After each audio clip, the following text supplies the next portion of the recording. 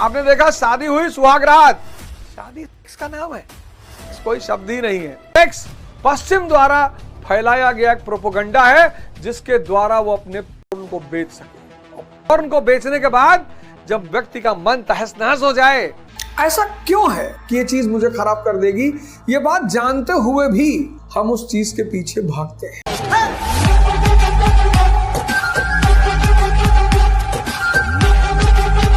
यज्ञ ही कर्म है।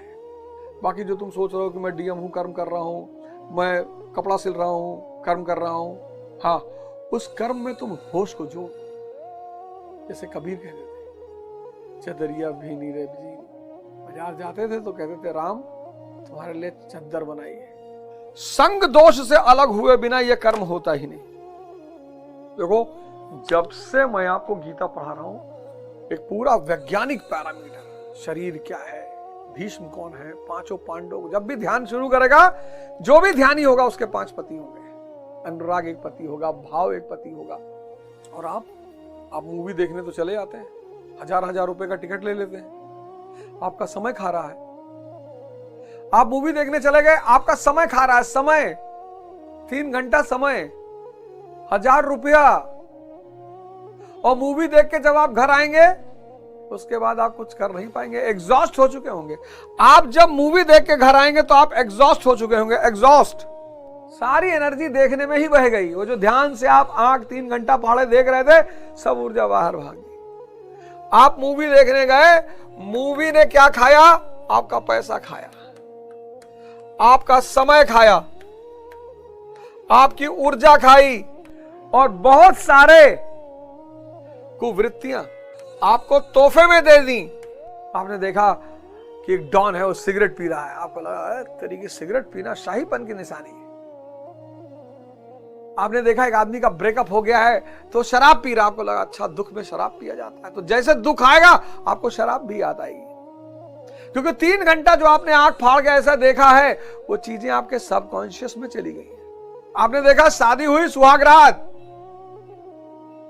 शादी सेक्स का नाम है, सेक्स कोई शब्द ही नहीं है। इस देश में सिर्फ 3 शब्द हैं, रिप्रोडक्शन, संभोग और समाधि। एक तो रिप्रोडक्शन, विवाह का कार्य है निषेचन करना, संतति को आगे बढ़ाना।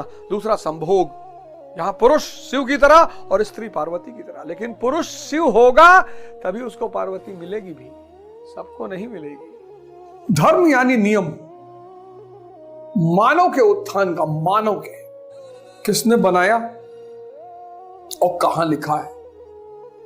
अब ये सब बातें समझ लेने पर, समझ मानव के लिए इतनी बड़ी वरदान है। शराब ने विध्वंस ही किया, जुआ ने विध्वंस ही किया, वैश्यावृत्ति विध्वंस किया, मुजरा विध्वंस किया, लेकिन फिर भी लोग इसके दीवाने हैं। और आज प्रेजेंट दौर में इन सब का बोलबाला है, इन सब का बोलबाला आज प्रेजेंट दौर में, प्रेजेंट इन सब चीजों ने समाज को बर्बाद किया, व्यक्ति को बर्बाद किया, परिवारों को बर्बाद किया। बहुत भुक्तभोगी हैं इसके, बहुत भुक्तभोगियों की एक लंबी कतार है। और आज इन सब का बोलबाला है।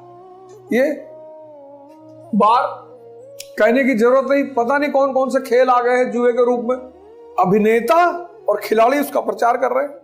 ये इसका रूप बदल गया, कॉल गर्ल, ये नाइट क्लब्स। हर आदमी को इस देश में सती चाहिए, हर आदमी को इस देश में सती चाहिए। तो शिव भी तो बनो। और संभोग एक ऐसी प्रक्रिया है, अद्भुत प्रक्रिया, अद्भुत। स्त्री और पुरुष के बीच एक ऐसी प्रक्रिया, अद्भुत प्रक्रिया। बाहर से देखने पे तो सेक्स की तरह लगती है, लेकिन अंदर से वो बहुत क्रांतिकारी प्रक्रिया है। चर्चा करेंगे इस पे, चर्चा करेंगे इस पे, निश्चित तौर पे चर्चा करेंगे। लेकिन अब आपको सेवार्थ बहुत सारे काम करने होते हैं यार, बहुत सारे। किसी की फीस जमा करनी है, किसी को कुछ करना है, तो ट्रस्ट बनाया, तो आपको सेवार्थ अब 200 रुपये महीना देना पड़ेगा। आपको 200 रुपये महीने की मेंबरशिप लेनी पड़ेगी। जैसे मैंने कहा, सेक्स जैसी कोई चीज ही नहीं है।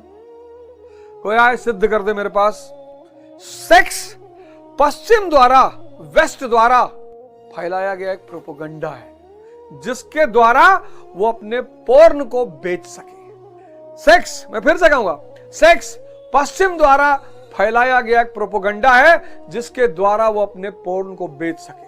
और पोर्न को बेचने के बाद जब व्यक्ति का मन तहस नहस हो जाए तो शराब बेच सके, नशा बेच सके, प्रोस्टिट्यूशन बेच सके। बहुत बड़ी साजिश है पोर्न, बहुत बड़ी साजिश है पोर्न। मृत्यु जब होती है तो यह मन जो है, जो संस्कारों का समूह है, ये शरीर से निकल जाता है, यात्रा पे निकल जाता है, फिर कोई और शरीर धारण करता है। क्यों? क्योंकि मन कभी भरेगा नहीं, और जब वो भरेगा नहीं तो इच्छा हमेशा रहेगी, इच्छा बरकरार रहेगी, और जब इच्छा बरकरार रहेगी तो जन्म होगा। आज जो है बुद्ध का प्रतित्व समुत्पाद खोल लो, द्वादश निदान चक्र, क्या बुद्ध ने समझाया है, क्या बुद्ध ने बताया भाई। मतलब धन्य हो इलाहाबाद यूनिवर्सिटी और धन्य हो हमारे इलाहाबाद यूनिवर्सिटी के प्रोफेसर, जिन लोगों ने द्वादश निदान चक्र, शायद मैं पढ़ा चुका हूं, कहीं बता चुका हूं, किसी एपिसोड में मैंने बताया भी है शायद, इस वक्त तो मुझे याद नहीं है। साइकिल ऑफ सफरिंग, इग्नोरेंस, अविद्या, सफरिंग का यह मूल कारण है, अविद्या। फिर संस्कार, विज्ञान, नाम रूप, सद्यतन, स्पर्श, मैं समझा चुका हूं। और फिर जरा मरण, ओल्ड एज एंड डेथ। और फिर कोई कीड़ा बन रहा है, कोई मकौड़ा बन रहा है, 84 लाख योनियां कही गई। कितना बढ़िया अवसर मिला है, बड़े भाग्य मानुष तन पापा। मनुष्य का तन मतलब भगवान बनने की क्षमता। ऐसा क्यों है कि जानते बूझते हुए भी कि ये चीज मुझे खराब कर देगी, ये बात जानते हुए भी हम उस चीज के पीछे भागते हैं? यही अज्ञानता है।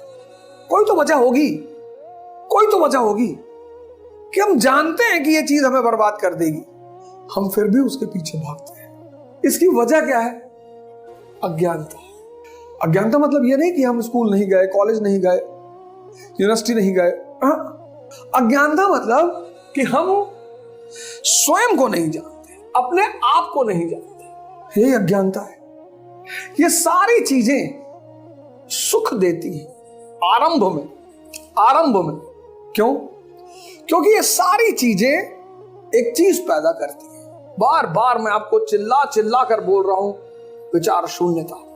मेरे कुछ शब्दों को पकड़ लीजिए, आपको बहुत जीवन में काम आएगा। उसमें से एक शब्द है विचार शून्यता। जैसे आप थॉटलेस होते हैं, आप अपने मूल स्वरूप में आ जाते हैं। और आपका मूल स्वरूप क्या है? आनंद। आपका मूल स्वरूप आनंद है। भारत का युवा लेबर इंस्पेक्टर बन के खुश है, अच्छी उपलब्धि है। इतने बड़े देश में उपलब्धि बुरी नहीं है।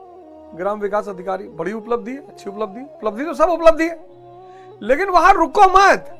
आईएएस बन गया तो तिरछा हो गया, ऐसे कुछ नहीं होता। ये जीवन की जितनी भी उपलब्धियां हैं बाहर, अंदर की उपलब्धि के बिना बेकार है।